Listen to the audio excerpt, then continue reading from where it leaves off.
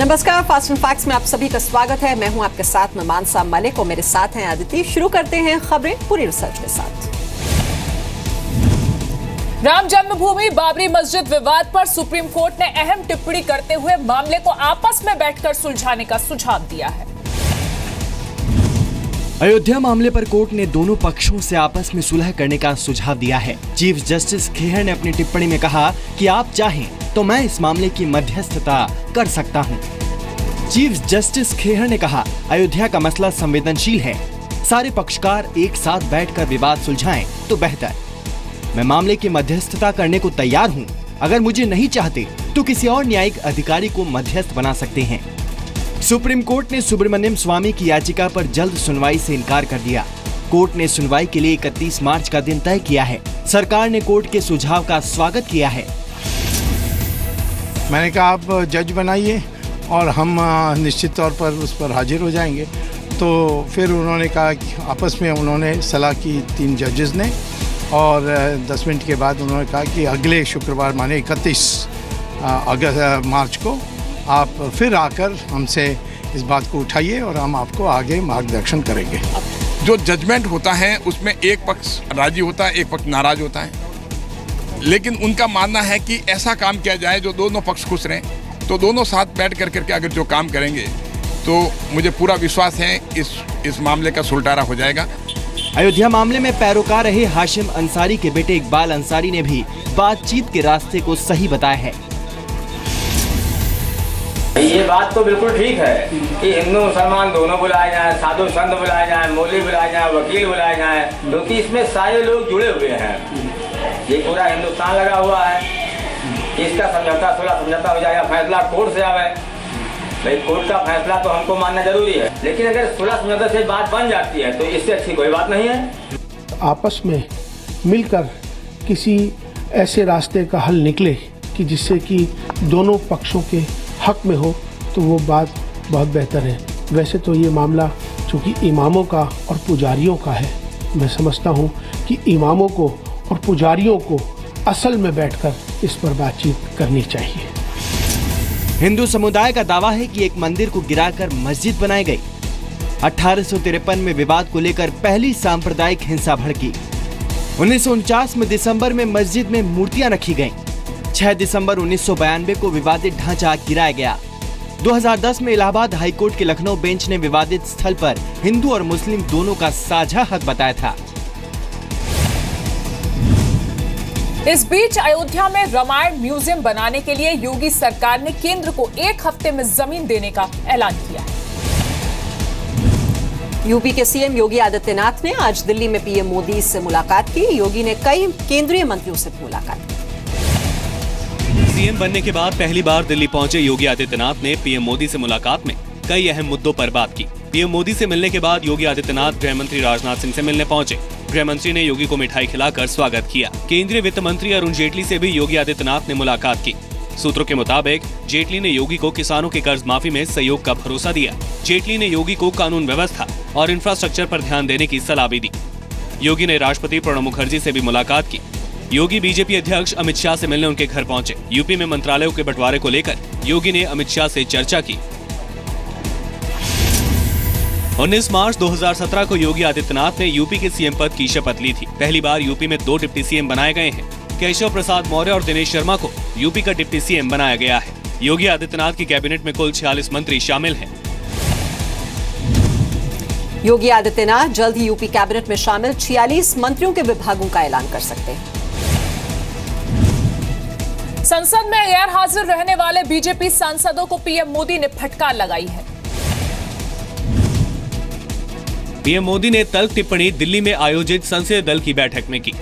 संसदीय कार्य मंत्री अनंत कुमार ने संसद में बीजेपी सांसदों की गैर हाजिरी का मुद्दा उठाया था। प्रधानमंत्री ने कहा कि वो अचानक कभी भी किसी सांसद को बुला सकते हैं, इसीलिए सांसदों को दोनों सदनों में मौजूद रहना चाहिए। पीएम ने यह भी कहा कि सांसदों को बुलाने के लिए प्रार्थना करने की जरूरत नहीं है, बल्कि ये उनकी मुख्य जिम्मेदारी है। संसद में कई बार ऐसा हुआ है जब सदन की कार्रवाई शुरू करने के लिए जरूरी कोरम भी पूरा नहीं हुआ। पीएम मोदी इस पर नाखुश नजर आए। बीजेपी संसदीय दल की बैठक में पीएम ने 6 अप्रैल को बीजेपी के स्थापना दिवस समारोह को भी जोर शोर से मनाने पर जोर दिया। पीएम ने कहा कि पार्टी सदस्य लोगों को सरकार की उपलब्धियों के बारे में बताएं। 6 अप्रैल भारतीय जनता पार्टी का स्थापना दिवस है।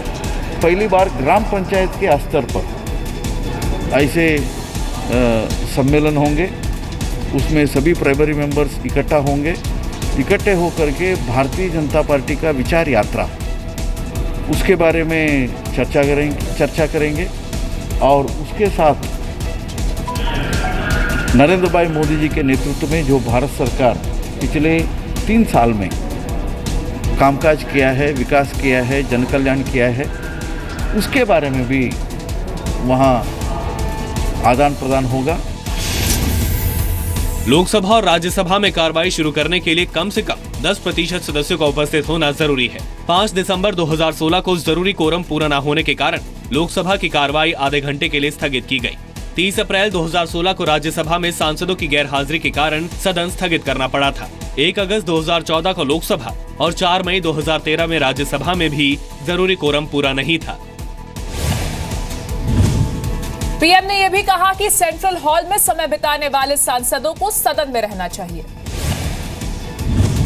राज्यसभा में आज ईवीएम और काले धन के मुद्दे पर जमकर हंगामा हुआ। मायावती ने ईवीएम और राम जेठमलानी ने काले धन का मुद्दा उठाया था। राज्यसभा में यह हंगामा मायावती के ईवीएम पर बयान के बाद हुआ। मायावती ने यूपी इलेक्शन में ईवीएम में गड़बड़ी का आरोप लगाते हुए बैलेट पेपर से वोट कराने की मांग की। मायावती के आरोपों पर कानून मंत्री रविशंकर प्रसाद ने कहा कि मायावती को मिली बड़ी हार के कारण ईवीएम को निशाना बनाया जा रहा है। कि ये जो नई प्रणाली है ईवीएम की, तो ये इससे फ्री एंड फेयर इलेक्शन नहीं हो सकता है।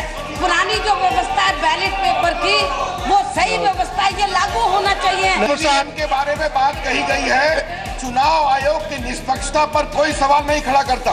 अभी 1 साल पहले नीतीश कुमार जीते हैं बिहार में, ईवीएम से जीते हैं। उसके पहले अखिलेश जीते यूपी में, ईवीएम से जीते। उसके पहले मायावती जीती उत्तर प्रदेश में, ईवीएम से जीती। जब इतनी बड़ी हार हुई है तो इस तरह की बात करना गलत है। आज राज्यसभा में आरजेडी सांसद राम जेठमलानी ने कालेधन का मुद्दा उठाया। जेठमलानी की टिप्पणी से भड़के सांसदों और मंत्रियों ने जेठमलानी से माफी मांगने की मांग की। जेठमलानी के सवाल के जवाब में केंद्रीय वित्त मंत्री अरुण जेटली ने मोर्चा संभाला। You all should be ashamed that you don't want to hear a man who is as old as your father. Each one of them has been investigated. In many accounts, monies were found. In some accounts, it was not found. Rajya Sabha में मायावती ने कहा कि चुनाव में लोकतंत्र की हत्या हुई। रविशंकर प्रसाद ने कहा कि हार का ठीकरा चुनाव आयोग पर फोड़ना सही नहीं। जेठमलानी ने कहा कि देश का 90 लाख करोड़ रुपया विदेशों में भेजा गया। जेठमलानी पर नकवी ने कहा कि सदन में किसी को असंसदीय भाषा का इस्तेमाल नहीं करना चाहिए। सुप्रीम कोर्ट ईवीएम छेड़छाड़ मामले पर सुनवाई के लिए तैयार हो गया है। 24 मार्च को सुप्रीम कोर्ट में सुनवाई। खुश रहने की रैंकिंग में भारत और नीचे आ गया है। भारत पाकिस्तान और बांग्लादेश जैसे अपने पड़ोसी देशों से भी ज्यादा दुखी है। यूनाइटेड नेशंस की वर्ल्ड हैप्पीनेस रिपोर्ट 2017 के मुताबिक भारत और भी ज्यादा दुखी देश बनता जा रहा है। भारत के लोग खुश नहीं हैं। पिछली बार 155 देशों की सूची में भारत का स्थान 118वां था, जो इस बार 4 पायदान गिरकर 122वें स्थान पर पहुंच गया है। खुशहाली के मामले में भारत अपने पड़ोसी देश पाकिस्तान, नेपाल, चीन, भूटान, बांग्लादेश और श्रीलंका से भी पिछड़ गया है। रिपोर्ट में पाकिस्तान 80वें, नेपाल 99वें, भूटान 97वें, बांग्लादेश 110वें, जबकि श्रीलंका 120वें स्थान पर है। नॉर्वे दुनिया का सबसे खुशहाल देश बन गया है। नॉर्वे ने डेनमार्क को पीछे छोड़कर पहला नंबर हासिल किया। रिपोर्ट में अमेरिका को 14वां स्थान मिला है। आर्थिक हालात लगातार सुधरने के बावजूद अमेरिका में लोग ज्यादा खुश नहीं हैं। रिपोर्ट में खुशी को 6 पैमानों पर आंका जाता है। प्रति व्यक्ति आय, बेहतर जीवन, आजादी, सोशल सपोर्ट और उदारता पर यह रिपोर्ट आधारित होती है। रिपोर्ट में सरकार और बिजनेस में भ्रष्टाचार के पैमाने पर भी रैंकिंग की जाती है। 155 सदस्य देशों में हर देश के औसतन 1000 नागरिकों से सवाल पूछे जाते हैं। लोगों में खुशहाली बढ़ाने के लिए मध्य प्रदेश में पिछले साल हैप्पीनेस डिपार्टमेंट बनाया गया था। हमारे पड़ोसी देश भूटान में बाकायदा हैप्पीनेस मंत्रालय बनाया गया है। पश्चिम बंगाल के 24 परगना में जहरीली शराब पीने से 11 लोगों की मौत हो गई। घटना के बाद जहरीली शराब बेचने वाले दुकान पर लोगों का गुस्सा फूट पड़ा और लोगों ने दुकान को आग लगा दी। पश्चिम बंगाल के 24 परगना के घोला बाजार में जहरीली शराब पीने से लोगों की तबीयत बिगड़ने लगी, जिसके बाद 11 लोगों ने दम तोड़ दिया। जहरीली शराब पीने वाले कई लोग अस्पताल में भर्ती हैं, जिनका इलाज चल रहा है। हादसे के बाद इलाके में तनाव का माहौल है, जिसे देखते हुए भारी पुलिस बल तैनात कर दिया गया है। पुलिस के मुताबिक रविवार रात में ही जहरीली शराब पीने के बाद लोगों की तबीयत बिगड़ने लगी थी। इलाके के अलग अलग अस्पतालों में भर्ती कई लोगों की इलाज के दौरान मौत हो गई। फरवरी 2017 में महाराष्ट्र के अहमदनगर में जहरीली शराब पीने से 11 लोगों की मौत हुई। जून 2015 में जहरीली शराब पीने से मुंबई के लक्ष्मीनगर इलाके में 90 लोगों की मौत हो गई थी। अगस्त 2016 में बिहार के गोपालगंज में जहरीली शराब पीने से 13 लोगों की मौत हो गई थी। मरने वालों में जहरीली शराब बनाने वाला दुकानदार भी शामिल है।